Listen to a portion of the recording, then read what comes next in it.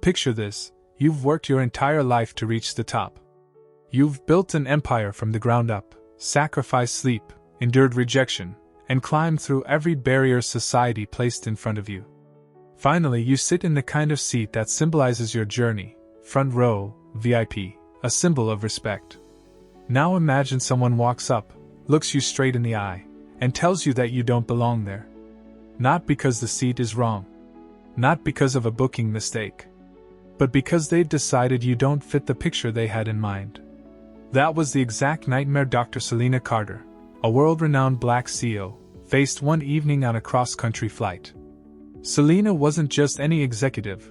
Her tech firm had been valued at over $1 billion, and she was minutes away from finalizing a deal that could reshape the global market.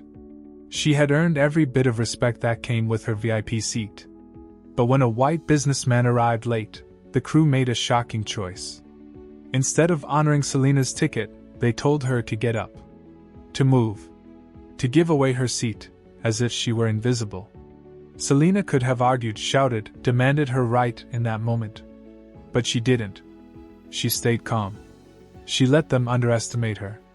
Because what the crew didn't realize was that she was about to unleash a storm of accountability that would end careers before the plane even touched the ground. This isn't just a story about humiliation.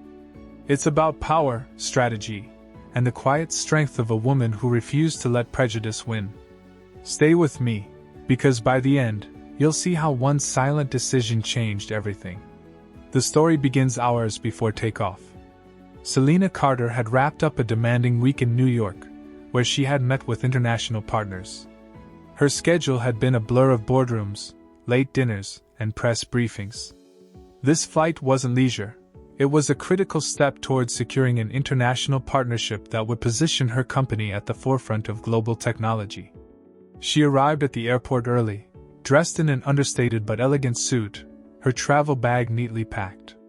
As she approached the VIP lounge, she noticed the shift, the glances, the quick double takes.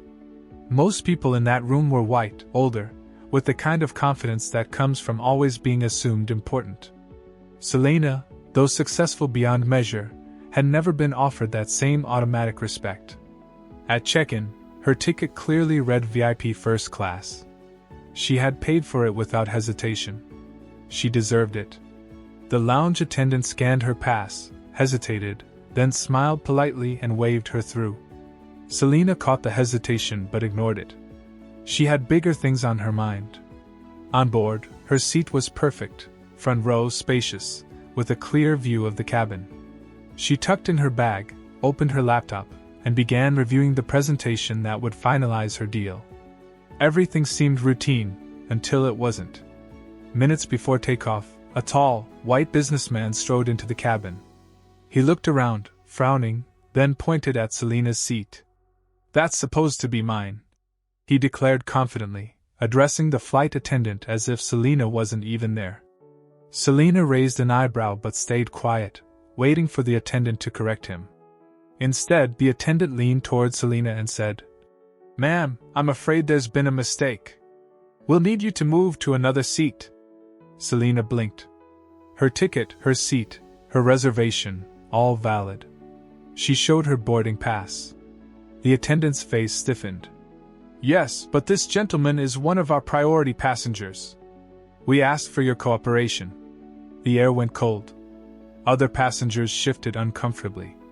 Some looked at Selena with pity. Others looked away, unwilling to get involved.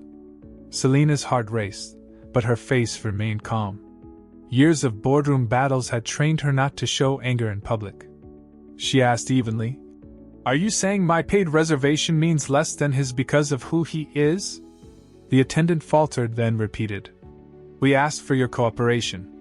At that moment, Selena had two choices: fight back in the aisle, creating a scene, or step aside, storing every detail like ammunition for later. She chose the latter. She moved quietly, her dignity intact, but her mind already racing. She noticed how the businessman smirked as he settled into her seat. She noticed how the crew avoided eye contact with her, as if ashamed but unwilling to act differently. She noticed every insult hidden in their polite tone. What they didn't know was that Selena's silence wasn't compliance. It was strategy. Because she wasn't just a CEO. She had direct ties with regulators, investors, and aviation partners. And before this night was over, the people who had dismissed her would realize exactly who they had underestimated. The flight passed slowly. Selena sat in her reassigned seat, watching as attendants offered drinks and smiles to everyone else in first class while giving her the bare minimum of service. She asked for water once and was ignored until she repeated herself. When dinner was served, hers arrived late and cold. The humiliation wasn't just in the actions, it was in the pattern. Every gesture whispered the same message: you don't belong here. Selena kept her composure. She typed notes on her laptop, preparing more than her business deal. She was preparing her case. Every slight, every dismissive glance, every mistreatment was recorded in detail. By the time the plane landed, Selena had already made up her mind. She walked calmly through the terminal, but the moment she entered her car, she pulled out her phone. Her first call wasn't to a lawyer. It was to the airline's parent company executive, a longtime business contact. Her voice was steady, professional, but unyielding. She laid out exactly what had happened: her removal from a VIP seat she had paid for, the dismissive treatment, the preferential swap for a white passenger. The executive's silence spoke volumes. He knew what this meant. Selena wasn't just a dissatisfied customer. She was a powerful figure with the influence to pull deals, influence shareholders, and drag the company into a public storm. Within hours, an internal alert circulated through the airline. Senior management was called into emergency meetings. The flight attendants involved were immediately suspended pending investigation. The captain was questioned. The businessman who had taken her seat identified, flagged, and quietly informed that the airline would no longer extend him privileges. But Selena didn't stop there. At her investor meeting the next morning, she shared the story, not as a rant, but as a case study. She explained how discrimination undermines not just dignity but also trust in brands. She showed how a single act of prejudice could spiral into global headlines. Her investors listened, horrified but impressed. And when she revealed that she had already filed a formal complaint and was considering terminating her company's multi-million-dollar partnership with the airline, the message was clear: change wasn't optional. By week's end, the airline issued a public apology, revamped its training, and announced the firing of the crew members involved. And behind closed doors, executives scrambled to salvage their relationship with Selena's firm. For Selena, it wasn't about revenge.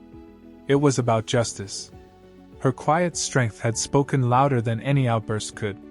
And once again, she proved that underestimating her was the biggest mistake anyone could make. So what does Selena's story teach us?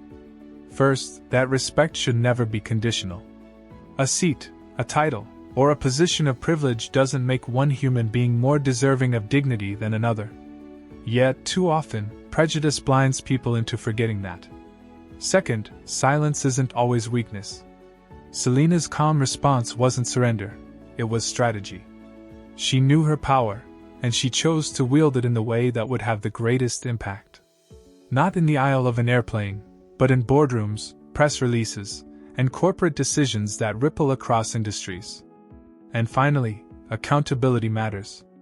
Without it, injustice becomes routine.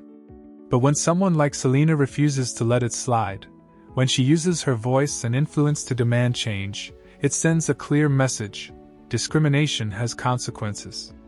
Her story reminds us all, whether you're in a first-class cabin, a workplace, or even just standing in line somewhere, that dignity is not negotiable.